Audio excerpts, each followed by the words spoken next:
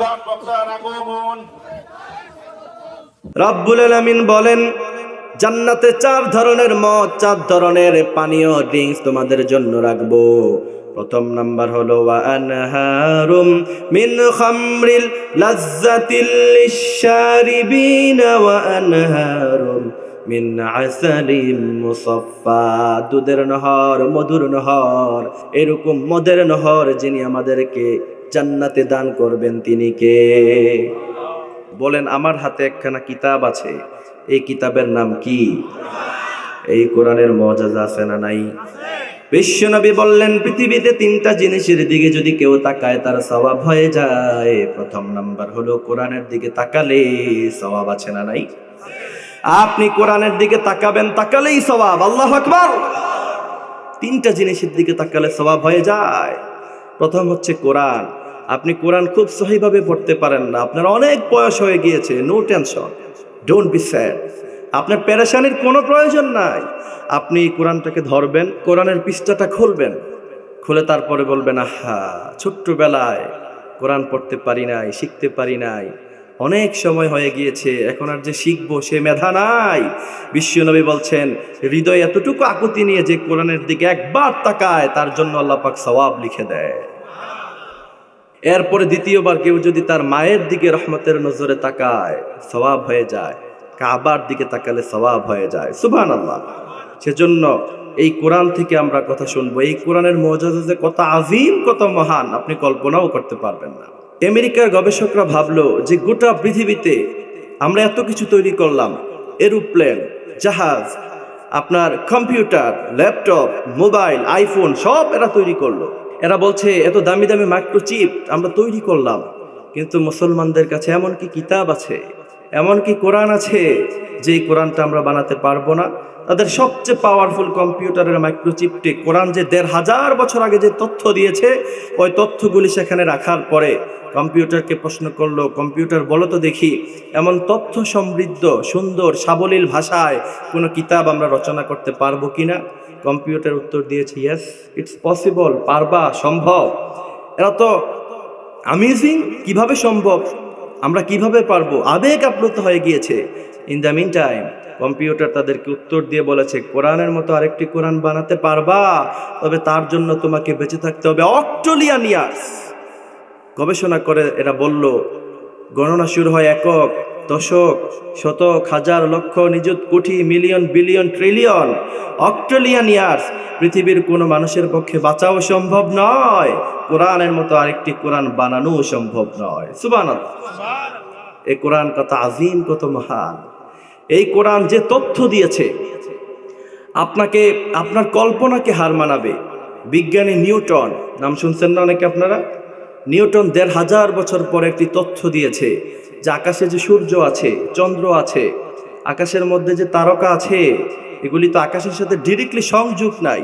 আবার আমরা যে সামিয়ানা করেছি, এখানে ছোট ছোট আপনার হচ্ছে কি বাঁশ দিয়ে আমরা পিলার ব্যবহার করছি উপরে সামিয়ানাটাকে রাখার জন্য।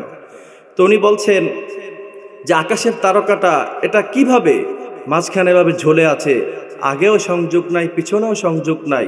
তিনি গবেষণা করে বলেছে, এখানে মহা মধ্যাকর্ষণ একটা শক্তি আছে, যে মাঝখানে গেলে পৃথিবীতে যেই কোনো জিনিস আপনি যদি ওই অবস্থান পর্যন্ত পৌঁছাতে পারেন, আমাকে যদি নিয়ে যেতে পারেন, অথবা আপনি যদি সেখানে যেতে পারেন, আপনিও সেখানে এমনভাবে ঝুলে থাকবেন। তিনি সেটাকে বলেছে মহা মধ্যাকর্ষণ শক্তি। 1500 বছর পরে বিজ্ঞানী নিউটন যে তথ্য আমাদেরকে দিয়েছে, গবেষণা করে যেটা আবিষ্কার করেছে, কোরআন আমাদেরকে কোনো গবেষণা ছাড়াই 1500 বছর আগে একই তথ্য দিয়ে কোরআনকে সমৃদ্ধ যিনি করেছেন তিনি কে? আল্লাহ বলছেন, ওয়ান নুজুম, আকাশের দিকে তাকাও, আকাশের চন্দ্ররাজির দিকে তাকাও, সূর্যের দিকে তাকাও, দেখো না আকাশ থেকে সূর্য, নক্ষত্র, তারকা কিছুই ছুটে পড়ে না। আল্লাহ বলছেন বিআমরিহি, বিজ্ঞানী নিউটন বলছে মহা মধ্যাকর্ষণ শক্তি। সুতরাং আমরা বলতে চাই, পৃথিবীর গবেষকরা, বিজ্ঞানীরা 1000 বছর পরে যেই তথ্য পৃথিবীবাসীকে দেয়, আমাদের কাছে এমন কোরআন আছে যেই কোরআনে 1500 বছর আগে এই সমস্ত তথ্যগুলি দিয়ে কোরআনকে যিনি সমৃদ্ধ করেছেন তিনি কে? কত মহান, কত আযীম। যখন আমাদেরকে লেকচার করা হয়, বলা হয় যে সাগরের মধ্যখানে আগুন আছে, বিজ্ঞানীরা গবেষণা করছে, নাসার বিজ্ঞানীরা। কিন্তু আপনি যদি কোরআনটাকে একটু রিসার্চ করেন, সূরা তুরের মধ্যে আল্লাহ বলছেন ওয়াল বাহরিল মাসজুর, সাগরের মধ্যখানে অগ্নিকুণ্ডের কসম। গবেষকরা ১৫০০ বছর পরে যা বলে ১৫০০ বছর আগে কোরআন সব তথ্য দিয়েছে। সুবহানাল্লাহ। সূরা আল মুমিনুনের প্রথম নাম্বার বৈশিষ্ট্য হলো সাইয়েদনা ওমর বলছেন, আমরা যখন বিশ্ব নবীর সামনে বসতাম, কখনো যদি কোরআনের আয়াত নাজিল হয়ে যেত, ওই সময় আমরা মৌমাছি গুঞ্জনের ন্যায় ছোট্ট ছোট্ট আওয়াজ করলে যেমন শব্দ শোনা যায়, সাইয়েদনা ওমর বলছেন এমন ছোট্ট ছোট্ট মৌমাছি গুঞ্জনের ন্যায় আওয়াজ আমরা শুনতে পেতাম। সুবহানাল্লাহ। বিশ্বনবীর উপরে যখন কোরআনে কারিমের আয়াত নাজিল হতো, ওই সময় মৌমাছি আওয়াজ করলে যেমন ভো ভো হালকা হালকা শব্দ শোনা যায় না, ওইরকম ভাবে সাইয়েদনা ওমর বলছেন কোরআন যখন আকাশ থেকে নাজিল হতো বিশ্বনবীর সামনে, আমরা তখন বুঝতে পেতাম মৌমাছি গুঞ্জনের ন্যায় আওয়াজ আমরা নিজেদের কানে আমরা শুনতে পেতাম। সুবহানাল্লাহ। কি সুন্দর সে দৃশ্য না? বিশ্বনবী সামনে বসা, সাইয়েদনা ওমর সামনে বসা, কোরআন আকাশ থেকে নাজিল হচ্ছে, সাইয়েদনা ওমর বুঝতে পারতেছেন। সুবহানাল্লাহ। আমরা দোয়া করি, আল্লাহ আজকের এই তাফসীর মাহফিলে আমরা যারা উপস্থিত হতে পেরেছি, আমরা যারা বসেছি, শেষ পর্যন্ত আমরা যারা থাকবো, কিয়ামতের মাঠে বিশ্বনবীর সামনে বসায়া এমন একটা দৃশ্য আপনি আমাদেরকে দেখায়া দিয়েন। বলেন না আমিন। সাইয়েদনা ওমর বলছেন, ইয়া রাসূলুল্লাহ, এই যে মাত্র আপনার উপরে কোরআনে কারিমের আয়াত নাজিল হয়ে গেল, আপনি আমাদেরকে একটু তেলাওয়াত করে শোনান। বিশ্বনবী সাইয়েদনা ওমরের দিকে না তাকায়া সরাসরি কিবলার দিকে তাকালেন। কিবলার দিকে তাকিয়ে বিশ্বনবী পড়লেন, আল্লাহুম্মা জিদনা ওয়ালা তানকুসনা ওয়া আকরিমনা ওয়ালা তুহিন্না ওয়া আ'তিনা ওয়ারদি আন্না। বিশ্বনবী এই দোয়া পড়লেন। কথা বুঝতেছেন? এরপরে সাইয়েদনা আবু ওমরের দিকে তাকালেন। বিশ্বনবী বললেন, ওমর শোনো, তুমি যে বললা কোরআনের আয়াত নাজিল হলো, তুমি বুঝতে পারলা? এই যে মাত্র সূরা আল মুমিনুনের প্রথম 10 আয়াত আমার উপরে এই যে মাত্র নাজিল হলো, শেষ আয়াত হলো উলাইকা হুমুল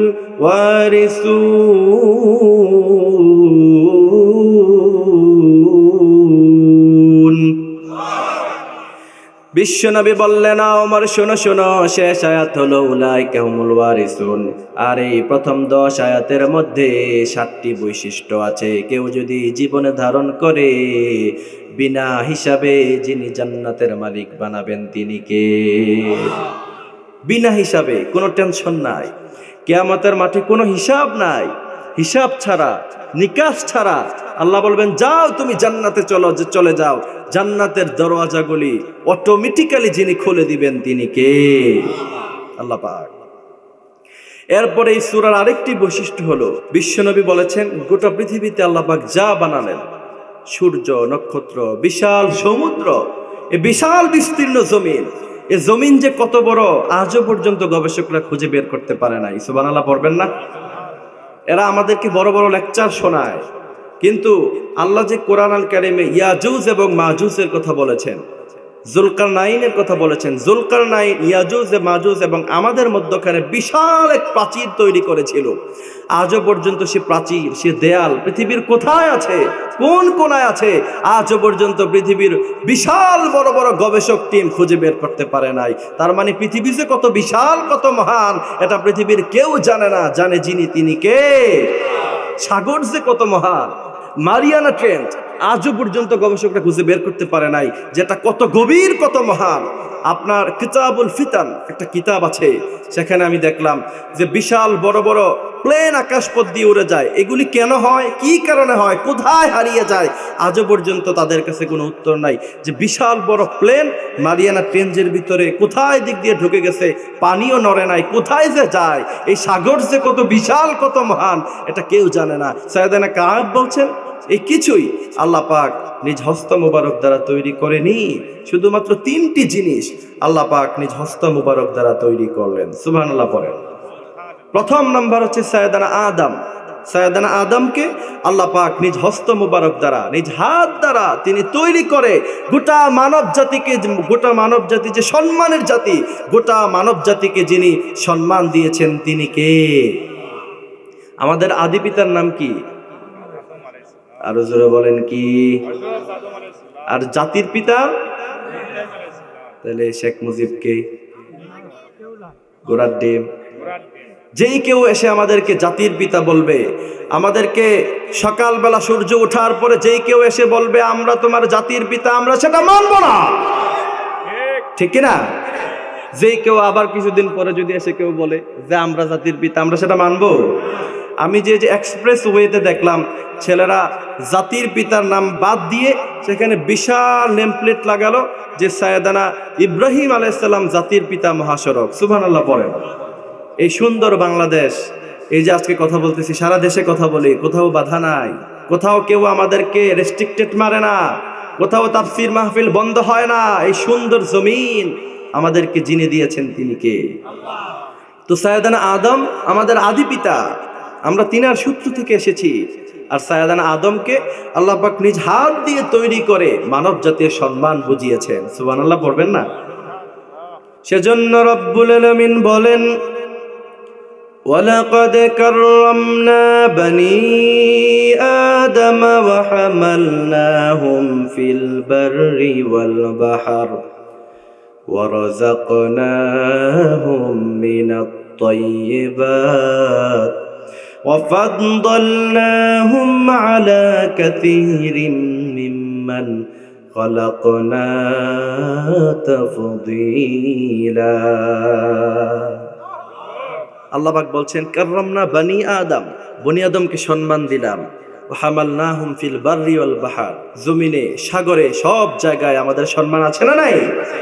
তো দ্বিতীয় নাম্বার হচ্ছে তাওরাত। এই তাওরাত কিতাবটাকে আল্লাহ পাক নিজ হাত দ্বারা লিখলেন। তৃতীয় নাম্বার জান্নাত আদান, 8টি জান্নাতের কথা কোরআনে এসেছে। জান্নাতুল ফিরদাউস, দারুল মাকামা, জান্নাতুন নাঈম, দারুল কারার, এমন করে 8টি জান্নাতের কথা কোরআনে এসেছে। কিন্তু সবগুলি জান্নাতকে আল্লাহ পাক তিনার আদেশ, তিনি বলেছেন জান্নাতটা এমন হও, অটোমেটিক্যালি হয়ে গিয়েছে। সুবহানাল্লাহ। কিন্তু জান্নাতু আদান, এই জান্নাতকে আল্লাহ পাক নিজ হস্ত মোবারক দ্বারা তৈরি করলেন। এরপরে আল্লাহ বললেন জান্নাতু আদান তুমি কথা বলো। কিন্তু জান্নাতু আদান আমার আপনার মতো সাধারণ ভাষায় কথা না বলে সূরা আল মুমিনুনের প্রথম 10 আয়াতে কারিমা তেলাওয়াত করে আল্লাহকে শুনিয়েছে। সুবহানাল্লাহ। জান্নাতু আদান বোঝাতে চেয়েছে যে সূরা আল মুমিনুনের প্রথম 10 আয়াতে এমন কিছু বৈশিষ্ট্য আছে, এমন কিছু কথা আছে, এগুলো যদি বগুড়ার ভাইরা মেনে নেয় জান্নাতু আদানের দরওয়াজা অটোমেটিক্যালি খুলে যাবে। আল্লাহু আকবার। আউযু বিল্লাহি মিনাশ শাইতানির রাজীম। বিসমিল্লাহির রহমানির রহিম। قد أفلح المؤمنون الذين هم في صلاتهم خاشعون والذين هم عن اللغو معرضون والذين هم للزكاة فاعلون والذين هم لفروجهم حافظون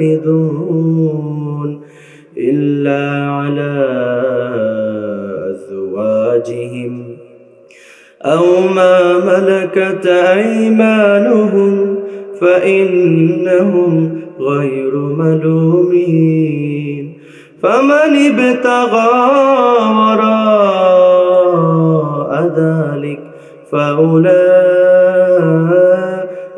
هم العادون والذين هم لأماناتهم وعهدهم راعون والذين هم على صلواتهم يحافظون أولئك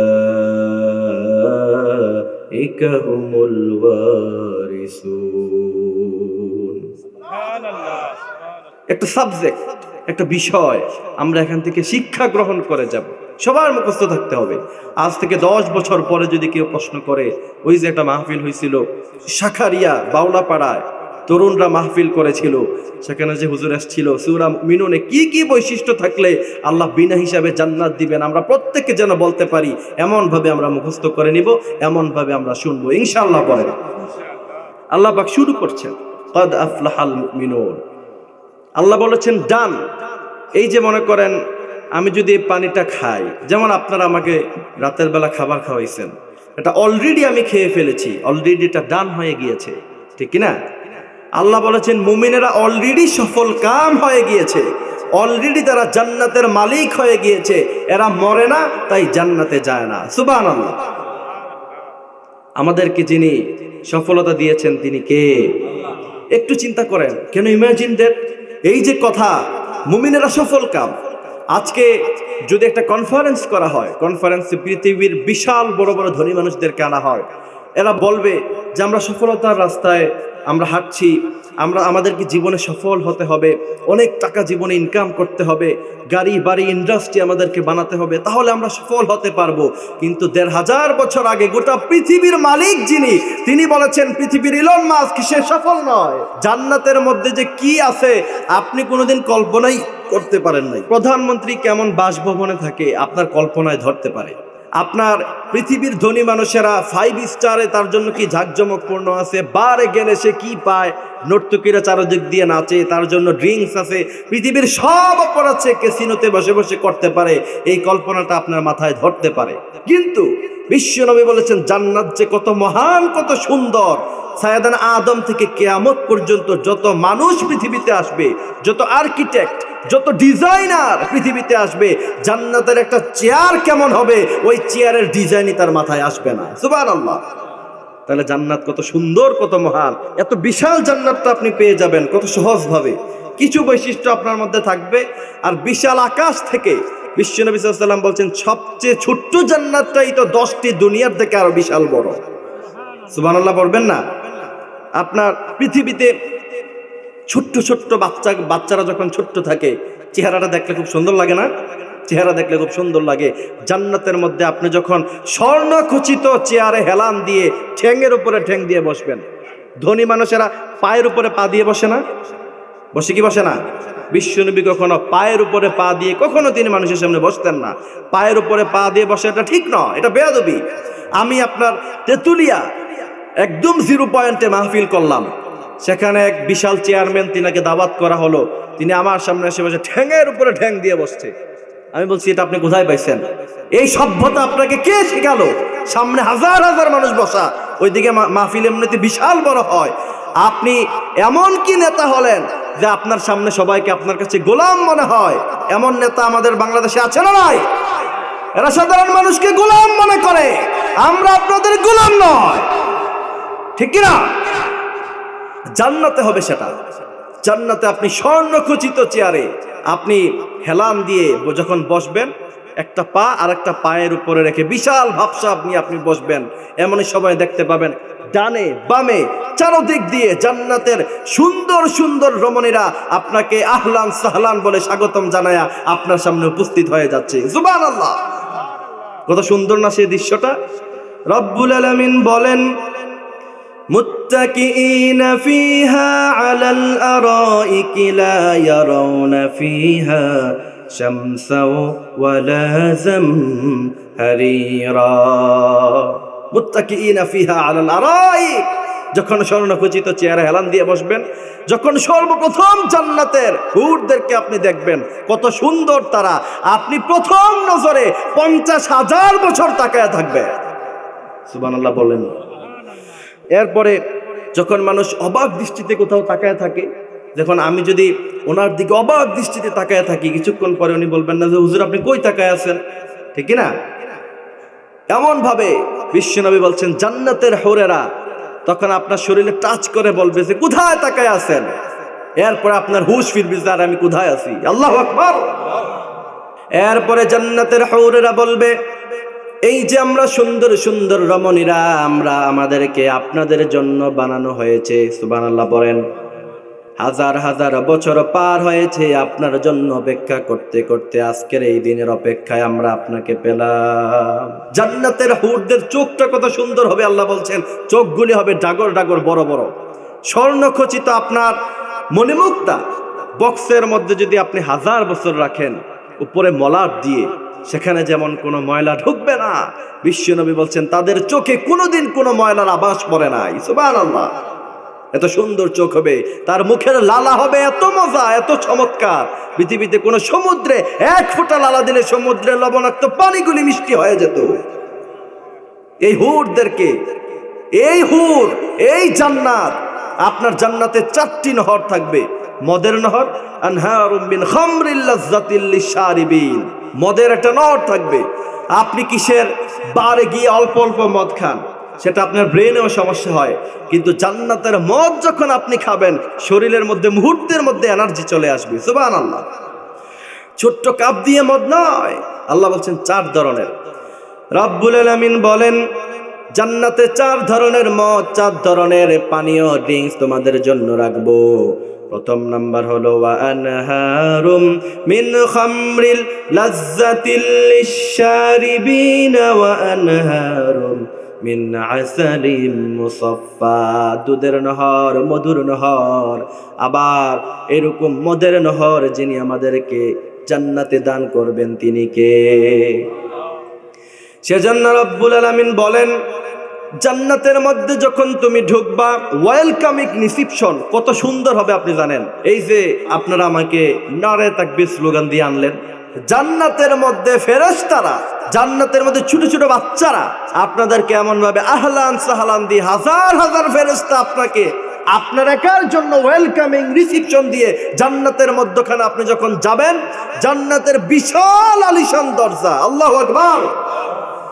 সূরা জুমারের মধ্যে আল্লাহ পাক বলছেন অটোমেটিক্যালি জান্নাতের বিশাল আলিশান দরজাগুলি খুলে যাবে, আপনি সেখানে প্রবেশ করবেন, ঢুকবেন। জান্নাতের হুরেরা আসবে, একজন মদ নিয়ে দাঁড়াবে, একজন দুধ নিয়ে দাঁড়াবে, আপনার জীবনটা কত সুন্দর বানায় দিবেন। এত সুন্দর জান্নাত আমাদের জন্য যিনি রেখেছেন তিনি কে? এত সুন্দর জান্নাত কত সহজে আল্লাহ আপনারে দিয়ে দিচ্ছে। সুবহানাল্লাহ। শুধুমাত্র খুশুখুজুর সাথে নামাজ পড়বেন, আল্লাহ বলছেন যাও তুমি জান্নাতের মালিক হয়ে গেলা। তার মানে বুঝাই যায় জান্নাত আল্লাহ পাক বানিয়েছেনই আমাদেরকে দেওয়ার জন্য, ঠিক কি না? রব্বুল আলামিন বলেন ওয়াল্লাযীনা হুম আনিল লাগবি মুরিদুন,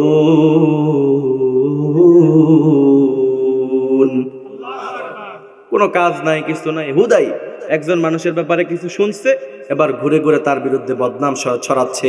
এমন বিনা টাকায় চাকরি করে কিছু মানুষ সমাজে আছে না নাই? আপনাদের সমাজে আছে না?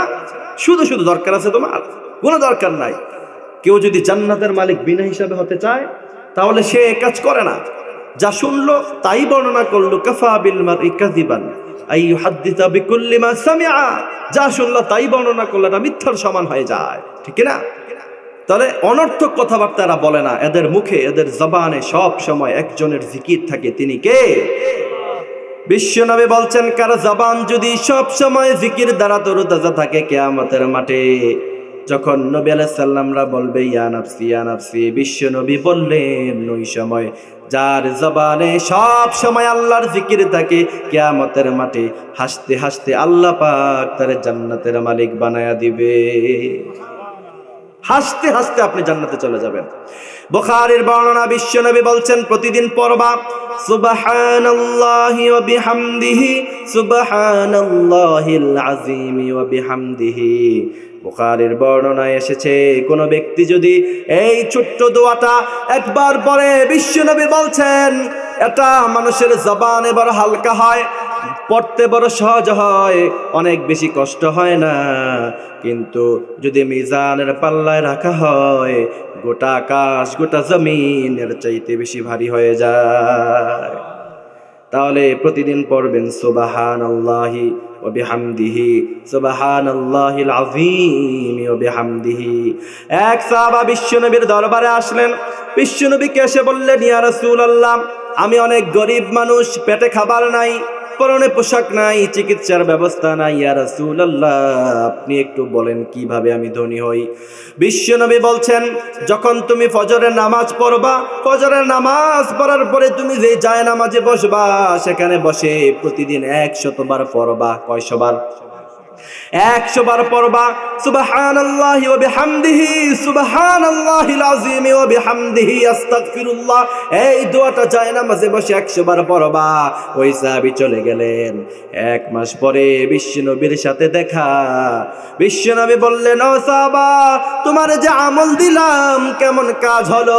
ওই সাহাবা বলছেন, ইয়া রাসূলুল্লাহ 1 মাস পূর্বে আমার অবস্থা ছিল এমন, কেউ যাকাত দিলে আমি সেটা খেতে পারবো, আর এখন আমার অবস্থা হয়েছে এমন, আমি মানুষকে যাকাত দিতে পারবো। 1 মাসের ব্যবধানে যিনি ধনী বানিয়েছেন তিনি কে? এজন্য বলি 5 ওয়াক্ত নামাজ পড়বেন। আর সকালবেলা যাদের সংসারে অভাব, ঘরে অভাব, যাদের রিজিকে অভাব, জায়নামাজের মধ্যখানে বসে প্রতিদিন পড়বেন সুবহানাল্লাহি ওয়া বিহামদিহি, সুবহানাল্লাহিল আযীম ওয়া বিহামদিহি, আস্তাগফিরুল্লাহ। এই দোয়াটা যদি পড়েন দেখবেন রিজিকের কোনোদিন কোনো অভাব হবে না। সুবহানাল্লাহ বলেন না? তাইলে অনর্থক কথাবার্তা না বলে যদি জিকির করেন সওয়াব আছে না নাই? লাভ আছে না নাই? আমি আপনাদেরকে আরেকটি আমলের কথা বলি, যেটা আমল করে আমি নিজে ফায়দা পেয়েছি। যেই দিন থেকে আমি ওই আমল করা শুরু করেছি, আজকে প্রায় 3টি বছর পার হয়ে গেল, একদিনও আমার রিজিকের অভাব হয় নাই। সুবহানাল্লাহ পড়বেন না? ওই আমলটা একটু বড়, তাও বলে যাই। আমলটা হচ্ছে প্রতিদিন 200 বার কেউ যদি সূরা ইখলাস পড়ে, যদি আপনি এটা প্রতিদিন পড়েন, যদি আপনার অভ্যাসে চলে আসে, তাহলে আপনার টাইম লাগবে মাত্র 20 থেকে 30 মিনিট। প্রতিদিন সূরা ইখলাস, কুল হুয়াল্লাহু আহাদ, আল্লাহুস সামাদ, লাম ইয়ালিদ ওয়া লাম ইউলাদ ওয়া লাম ইয়াকুল লাহু কুফুয়ান আহাদ। এই সূরা ইখলাস প্রতিদিন 200 বার পড়বেন। যদি কোনো ব্যক্তি 200 বার সূরা ইখলাস পড়ে, 300 ফজিলত তার জন্য আছে।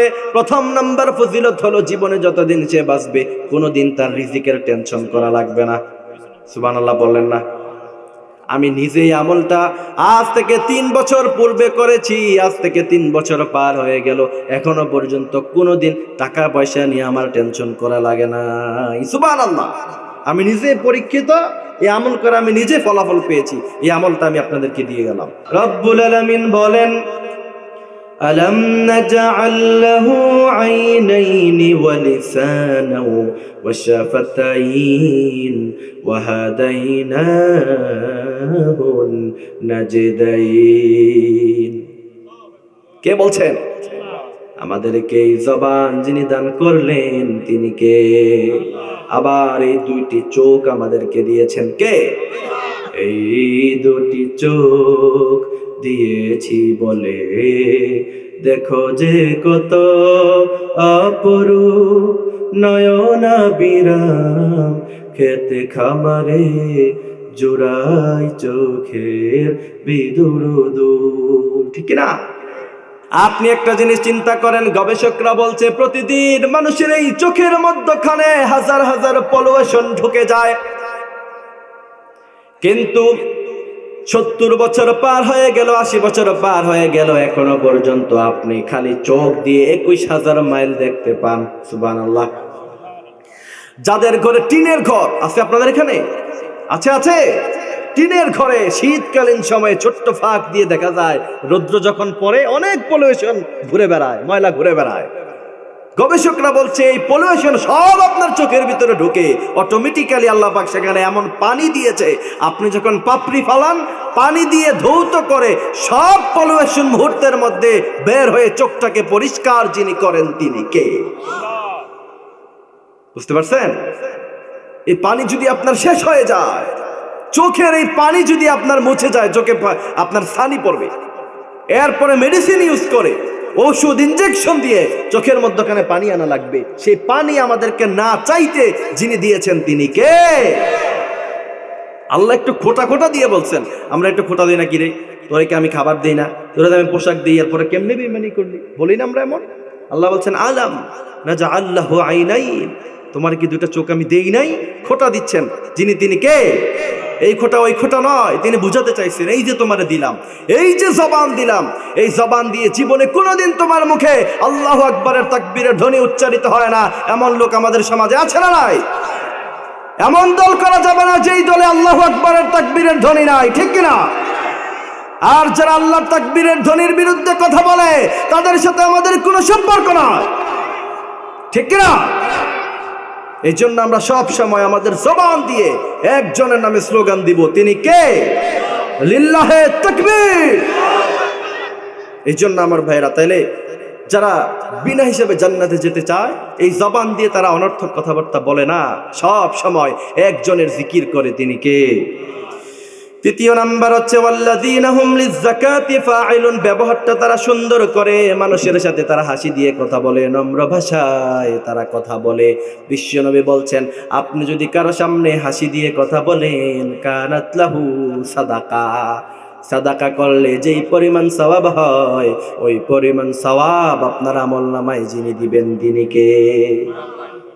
শুধু হাসি দিয়ে কথা বলবেন।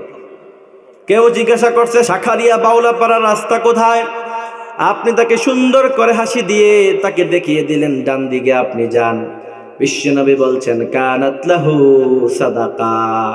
এই তার হাসিটা সাদাকা করলে যেই পরিমাণ সওয়াব হয়, ওই পরিমাণ সওয়াব তার আমলনামায় আল্লাহ দিয়ে দিবে। এজন্য এটা মুমিনদের তৃতীয় নাম্বার গুণ, এরা সভ্য হয়, সিভিলাইজড হয়। এরা মানুষের সাথে চমৎকার হাসি দিয়ে এরা কথা বলে, এরা মানুষকে ধমক দিয়ে কথা বলে না। এই টেন্ডেন্সিটা যখনই আপনার সামনে কেউ আসবে, আপনার মেজাজ অনেক গরম, তাও আপনি হাসি দিয়ে কথা বলবেন, সুন্দর করে তার সাথে তাকে রিসিভ করবেন। এটা একজন মুমিনের বৈশিষ্ট্য, সুবহানাল্লাহ। আর আমরা আজকে সভ্যতা শিখায় আমাদেরকে জাপান। পৃথিবীর সবচেয়ে অসভ্য জাতি হচ্ছে তারা, ঠিক কিনা? আমি যে আর্টিকেলে দেখলাম মাঝে মধ্যে বিভিন্ন মানুষ এই যে আপনার হচ্ছে আর্টিকেল লিখে জাপান সম্পর্কে, আমি একটা রিসার্চ পেপার পড়লাম যে জাপানের মানুষেরা মরে, পচে, গলে, এক সপ্তাহ পরে গন্ধ বের হয়, তারপরে তার প্রতিবেশীরা খবর পায়, তারপরে সেখান থেকে পুলিশ তাকে গিয়ে আনে। আর আমাদের বাংলাদেশের মানুষ কত সভ্য, কত সিভিলাইজড, কত সুন্দর তাদের মানুষের আচার ব্যবহার। আমাদের দেশে যখন একজন মানুষ মারা যায় 3 দিন 4 দিন পর্যন্ত তার ঘরে রান্নাই করা লাগে না, ঠিক কিনা? সবাই মেহমানদারি করে, সবাই তাকে সে সান্ত্বনার বাণী শোনায়। সুতরাং সভ্যতা আমাদের থেকে শিখতে হবে। 1500 বছর আগে বিশ্বনবী পৃথিবীর মানুষকে সভ্যতা শিখিয়েছেন। এজন্য মুমিনেরা চমৎকার ভাবে হাসি দিয়ে সে কথা বলে, গোমরা ভাষায় সে কথা বলে না, এটা মুমিনের বৈশিষ্ট্য নয়। এরপরে চতুর্থ নাম্বার হচ্ছে রব্বুল আলামিন বলেন, والذين هم لفروجهم حافظون।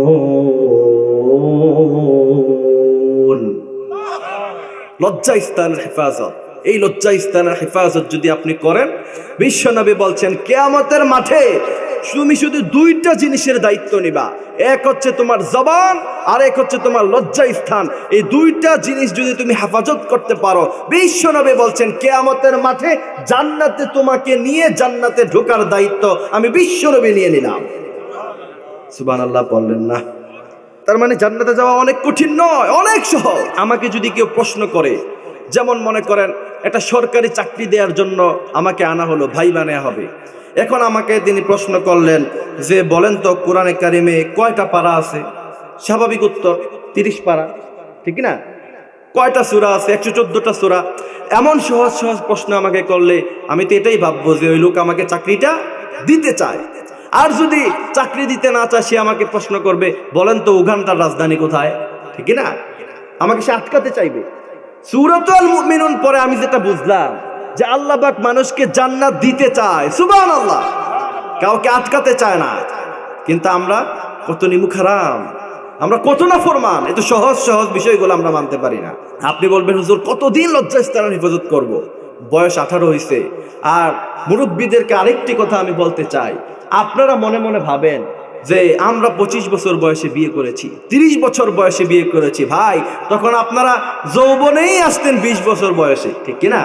আর এখনকার ছেলেরা যৌবনে আসে তখন তাদের বয়স হয় মাত্র 12, ঠিক কিনা?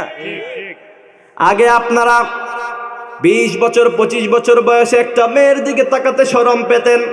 কিন্তু এখনকার ক্লাস 6 এর 7 এর বাচ্চা, আমি যখন মাঝে মধ্যে সকালবেলায় কুমিল্লায় ডিএসপিতে জগিংয়ে যাই, দেখি 6 এর বাচ্চা 7 এর বাচ্চা সে বসে আছে, তার কোলের মধ্যে একটা ছোট্ট মেয়ে মাথা রেখে বসে আছে। নাউজুবিল্লাহ বলেন না। এগুলো একটা সময় ছিল না। তার মানে পৃথিবী এখন আধুনিক হয়ে গেছে, আগায় গেছে। এই মুহূর্তে আপনি যদি 25-30 অব্দি তাকে বসায় রাখেন, এটা আপনার জন্য উচিত নয়। একটা ছেলে যখন 18+ তার বয়স হবে, যদি আপনার সামর্থ্য থাকে, আপনার কাছে যদি এটা মনে হয়, চিন্তা ভাবনাটা একটু পাল্টা। পশ্চিম আমাদেরকে যে চিন্তা ভাবনা দিয়ে রাখছে, আমরা কেন সেটা নিব?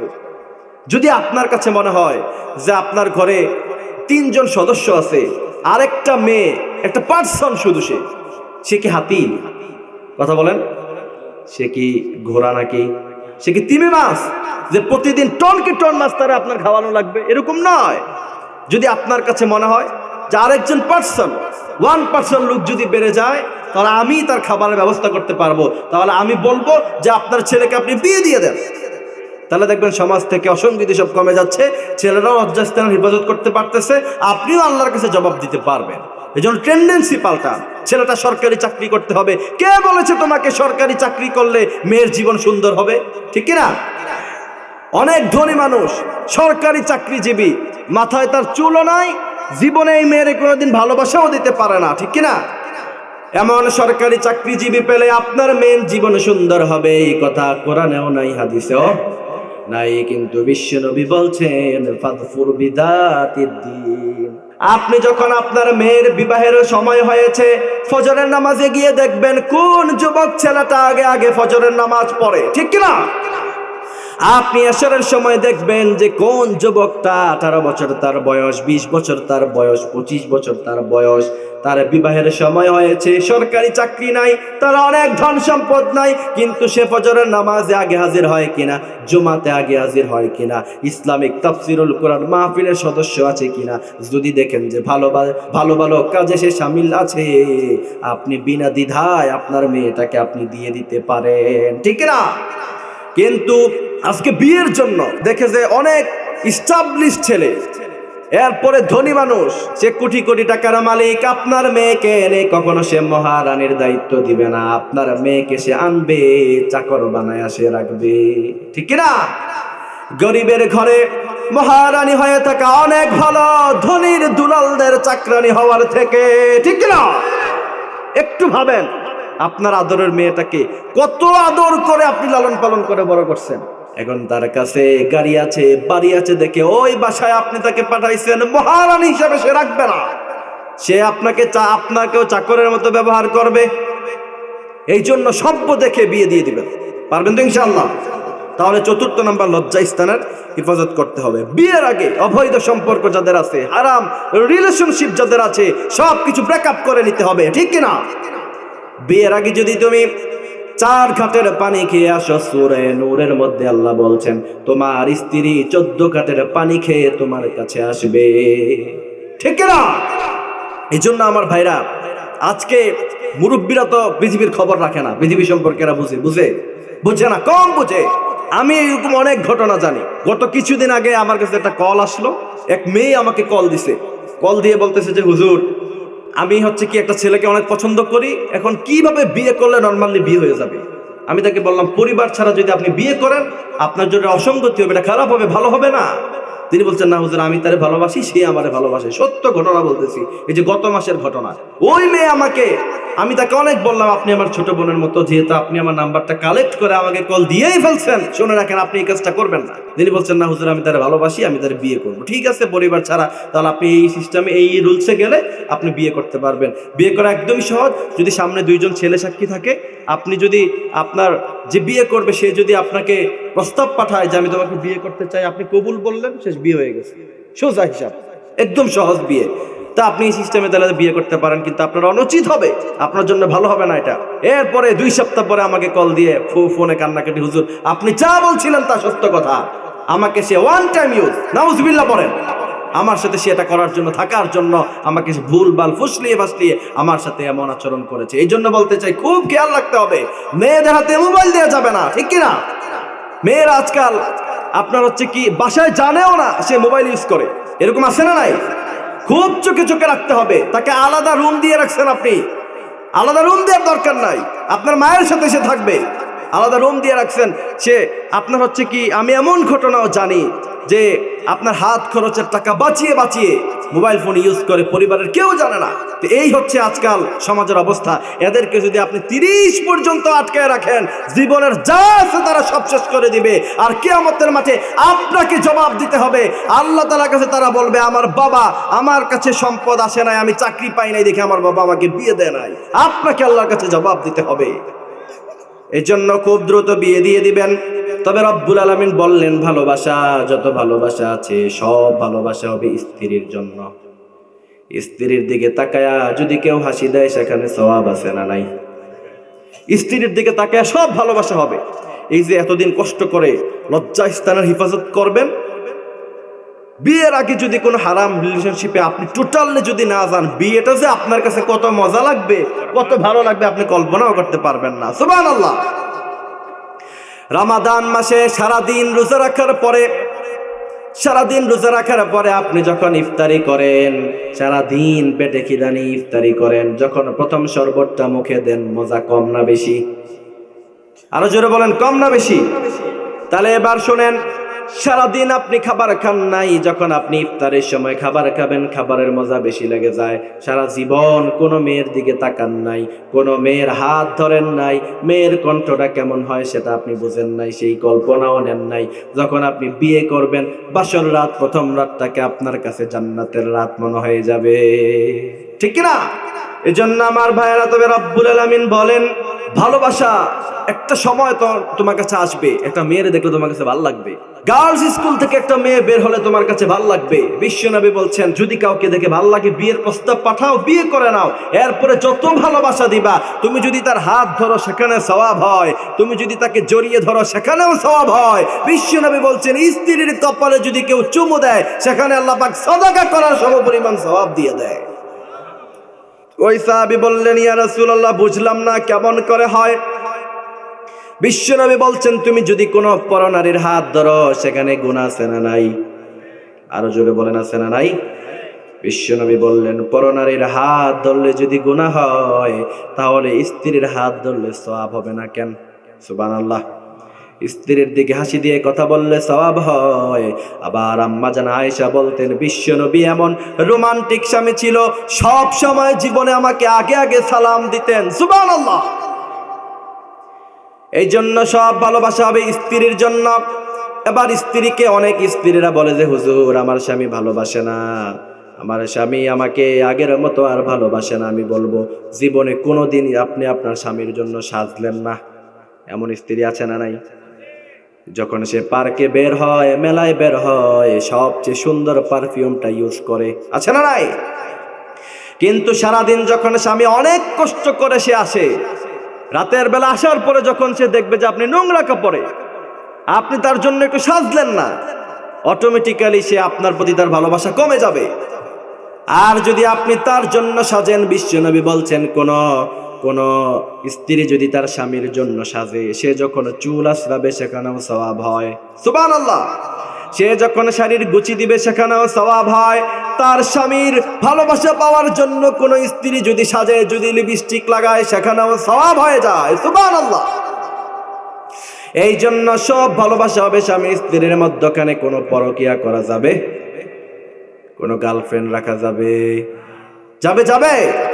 সব ভালোবাসা হবে স্ত্রীর জন্য। বিশ্বনবী বলছেন, সাইয়েদানা মাসউদ থেকে বর্ণনা এসেছে, কোন স্বামী যদি তার স্ত্রীর জন্য 1 টাকা খরচ করে, কানাত লাহু সাদাকা, ওই 1 টাকা তাফসীর মাহফিলে দিলে, ওই 1 টাকা মসজিদে দিলে যেই পরিমাণ সওয়াব হয়, ওই পরিমাণ সওয়াব আল্লাহ পাক তার আমলনামায় দিয়ে দিবে। কথা বুঝছেন? স্ত্রীর মন চেয়েছে ফুচকা খেতে, তারা কিনে দেন। স্ত্রীর মন চেয়েছে চটপটি খেতে, ব্যাগটা তার ভালো লাগছে, চুড়িটা তার কাছে ভালো লাগছে, শাড়িটা দেখে তার ভালো লাগছে, কিপটামি করবেন না। যদি সামর্থ্য থাকে, সামর্থ্য না থাকলে ভিন্ন হিসাব। বিশ্বনবীর স্ত্রীরা বিশ্বনবীকে এত ভালোবাসতেন, বিশ্বনবী কখনো খাবার দিতে পারতেন, তখন খেয়েছেন, আবার কখনো খাবার পর্যন্ত দিতে পারে নাই, তিনারা বলেছেন, আলহামদুলিল্লাহ ইয়া রাসূলুল্লাহ, কিয়ামত পর্যন্ত যদি বেঁচে থাকি, যদি খাবার না দেন, আপনার স্ত্রী হিসাবে থাকবো। আপনাকে ইয়া রাসূলুল্লাহ এত ভালোবাসি, আপনাকে ছেড়ে আমরা যাব না। সুবহানাল্লাহ।